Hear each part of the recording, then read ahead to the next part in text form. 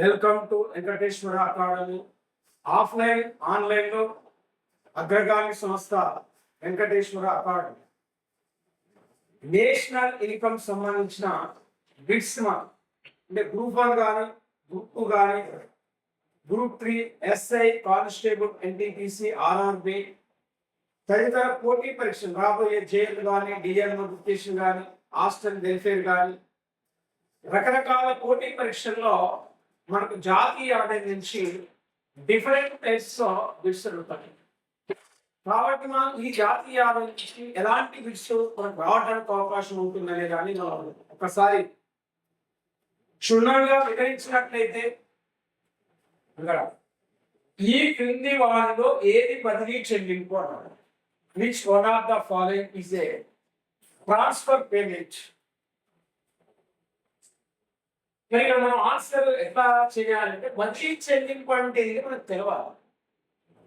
అంటే ప్రభుత్వం నుండి వ్యక్తులకు బదిలీ అయిన వాటిని బదిలీ చెల్లింపు అంటారు. Government transfer to persons called transfer payment. మరి బదిలీ చెల్లింపు అంటే వాస్తవానికి నిరుద్యోగులకు ఇచ్చే వృత్తి కూడా బదిలీ చెల్లింపు. వాస్తవానికి ఇక్కడ సాంఘిక భద్రతా చెల్లింపు అన్నాడు, సోషల్ సెక్యూరిటీ ఫండ్ అన్నాడు, గ్రాంట్లు అన్నాడు, విరాళాలు. ఇక్కడ విరాళం అంటే social security funds, social security payments. First option ఏ.